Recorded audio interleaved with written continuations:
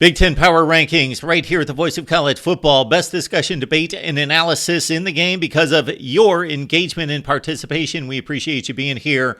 Check out the Power Rankings. Leave your comments and questions down below. Let's get right to it. Keep in mind that number 14 all the way up to number 8 at this point, at this stage of the game, until we see more, they're pretty much the same team. They're all pretty bad football teams. Let's start with number 14, Illinois. The Illini basically have not played a good football game in 4 weeks, though they are 2-2. They came out of the gate against Toledo, a MAC school, needed a fourth down miracle on a pass play downfield by Luke Altmaier to pull that out on a last-second field goal against the Rockets. They got trashed against Kansas. They trailed in that game 34-7, gave up 523 yards of total offense. 5 turnovers against Penn State at home, losing by 17. And then this past weekend, another out-of-conference win, but they were down 10-0 to FAU. They pulled out a game at home, 23-16 against FAU. Illinois back in the Big Ten and back on the road taking on Purdue. And our number 13 team is those same Purdue Boilermakers. Just 1 win in 4 games under first-year head coach Ryan Walters. I do applaud Boiler Up for scheduling difficult non-conference games. I know Virginia Tech is not good right now, but the intent, an ACC mid-tier to top-tier team, Fresno State at home, and also the game against Syracuse as, again, Purdue played the home and home. They lost one of the most memorable games of 2022 and then could not pay back the Orange, losing 35-20. What has been the issue? Turnovers, 7 the last 2 weeks. Hudson Card needs to protect the football. Purdue is playing even with opponents, but you can't turn the ball over like that and defeat teams that are on your same level. Purdue this past week against Wisconsin, 38-17, could never catch up with the running game and were certainly outclassed in this one. And now it's Purdue, Illinois. And if teams are going to start to separate, this is one that separates probably the mid-tier of the Big Ten Western Division, which is lousy, and the rest of the division. Purdue, Illinois, the Boilers at number 13. Another mess of a team and a situation can be found, of course, at Michigan State. We are probably hours away from Mel Tucker officially being fired. He has not been with his football team since they started out at 2-0. Coming off a 31-9 loss against Maryland, Michigan State has been hapless, although a little hope, a little optimism. They were just down by 1 score in the third quarter and headed toward the red zone before they turned the ball over. They had 5 turnovers against the Terps. They have defeated Central Michigan and Richmond, but lost to Washington, in which they gave up a school record 713 yards. I know Michael Penix is awesome, but 713 yards in a game in which Penix sat out the fourth quarter. Michigan State could have given up 900 yards of total offense, and they still have not fixed the secondary or the pass defense. Michigan State coming up on a date at Iowa is our 12th ranked team in the Big Ten. Talk about disaster. Talk about near disaster. Talk about Indiana's performance against Akron. I said Akron. Last season, Western Kentucky missed a field goal that would have defeated the Hoosiers. This season, deja vu. Akron lined up for a chip shot field goal to win the game in Bloomington. Tom Allen crossed his fingers and gritted his teeth and survived. 29-27 in overtime as the Hoosiers put up a 2-point conversion. Oh my goodness, this can be a bad football team as we've seen on occasion. However, we ranked them as high as number 11 in the Big Ten because, hey, they put together a nice performance on the defensive side against Ohio State. They stayed in that game. Against Louisville, a quality team in the ACC that's currently 4-0, Indiana went down 21-0. They battled back to make it 21-14, and they had the ball at the goal line to tie the game before losing 21-14.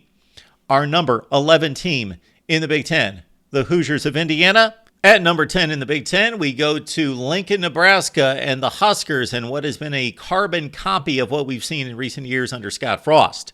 2-2 football team. They defeated Northern Illinois and Louisiana Tech, 2 bad group of 5 teams. Against teams with pulses, Nebraska has looked utterly feeble on offense. Of course, with Jeff Sims at the controls, they threw 3 interceptions against Minnesota, lost on a last-second field goal after leading by a touchdown with 2 minutes left. Should have been able to put that game away, but an Anthony Grant fumble led to the Nebraska loss. Routed by Colorado, although the defense played rather well, especially in the first half against Shedeur Sanders and company. Louisiana Tech was the win this past weekend. Anthony Grant, again, with 135 yards rushing, and Nebraska evens its record at 2-2. And now a major step up in class with Heinrich Haarberg at quarterback in place of Jeff Sims. Haarberg's been able to move the team, been effective, protected the football most importantly, and run for close to 100 yards against Louisiana Tech. Nebraska and Michigan coming up, and the Huskers looking for some of the magic that they had a couple years ago in which they took the Wolverines down to the wire at home. Our number 10 team in the Big Ten, Nebraska. PJ Fleck is running a fine football program at Minnesota. However, the unexpected, inexcusable losses are mounting in a 9-4 season. Last year, they lost to Bowling Green at home. This time with a 21-point lead, playing the team that would be the least possible team to pull off a 3-touchdown comeback. Minnesota, with typically a rock-solid defense, blew the game against Northwestern. Leading by 21, they lose it in overtime. Our number 9 team in the Big Ten is Minnesota. Darius Taylor's had a phenomenal season, running for almost 200 yards against that Northwestern defense. Now we've got a bit of a week off for Minnesota as they go out of conference to take on Louisiana. Our number 9 team in the Big Ten is Minnesota. And what about that fourth quarter explosion by Northwestern? We haven't seen that in forever. Ben Bryant, 400 yards passing, 4 touchdowns. Bryce Kurtz, 215 yards on 10 catches. Northwestern came alive on offense.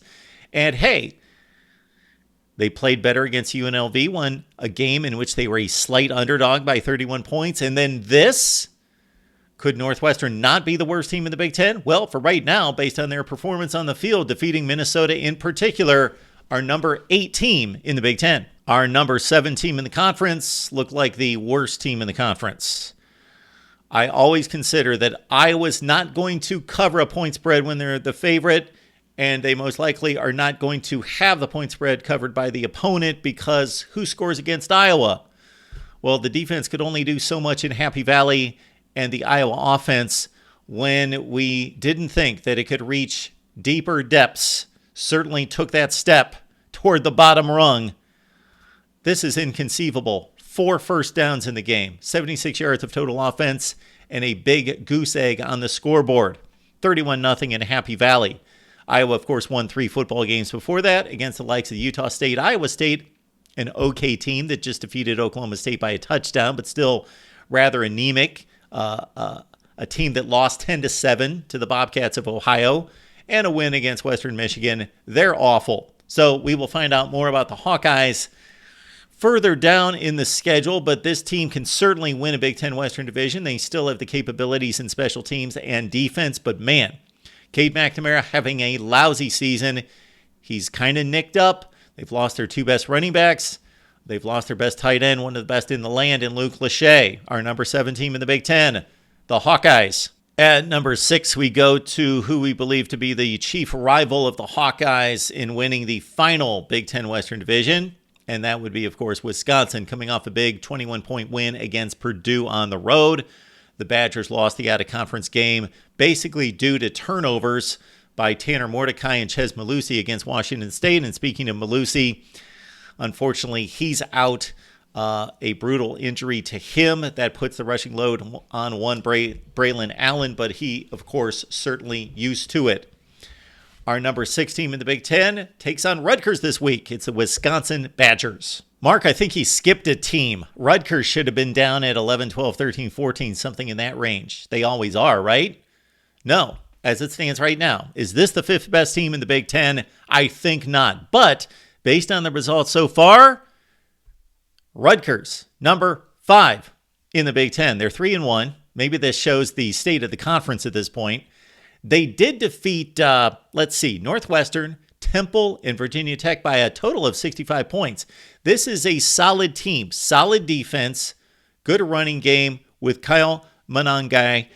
who racked up big 165 and 143-yard efforts before going to the big house and getting shut down by Michigan. You got Gavin Wimsatt at quarterback. No, he's not going to light up the scoreboard, but he's a more capable, more dynamic quarterback with a higher ceiling than anything we've seen recently at Rutgers.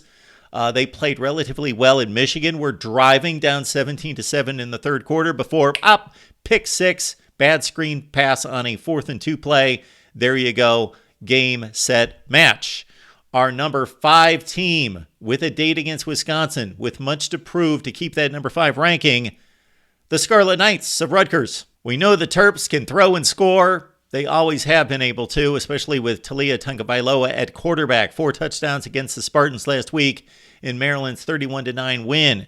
This team fell down by 14 points against Charlotte and against Virginia and rolled back for the victories, defeating the Cavaliers most recently 42-14 before that Big Ten opener against the Spartans. Maryland, good football team. Can they break through the Elite 3 of the Big Ten Eastern Division? Well, they get their next conference foe in Indiana coming up this week. Now we're down to the 3 that matter in the Big Ten. The 3 that could possibly move past the conference schedule to a college football playoff appearance until something drastically changes our minds. Of course, we got Michigan, Ohio State, and Penn State. Michigan's won the last 2 championships, but we're talking about this season. And really, nothing we've seen thus far, even taking into account the Buckeyes game against Notre Dame on the road, really matters until the 3 play. But as it stands right now, based on performance, based on the schedule, based on the production, the wins and the losses, you got Michigan at number 3, defeating Rutgers last week 31-7. We talked about that during the Rutgers segment. Mike Sanders still with a big pick 6. J.J. McCarthy with 2 sterling performances right out of the gate in 2023. Then the letdown against Bowling Green. Marches back with a fine performance in this one. Donovan Edwards needs to get cranked up. For some reason, he has had a slow start to 2023, but the defense has been phenomenal. They've yet to play anyone, and if you look at the schedule up until November, probably the best offense Michigan will play is Purdue in the first 10 games of the season.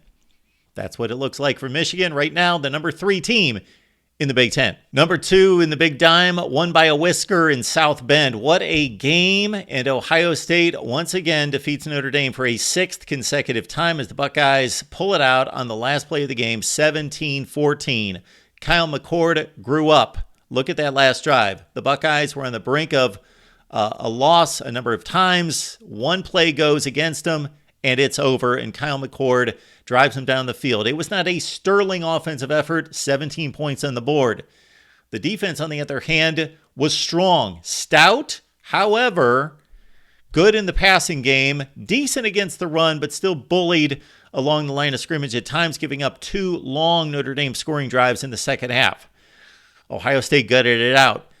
Do the issues that they had on the road against Notre Dame, do those crop up against Penn State and Michigan? Or is this a team that has broken through, has gained some confidence, notched a huge win, and will continue to get better and better and better?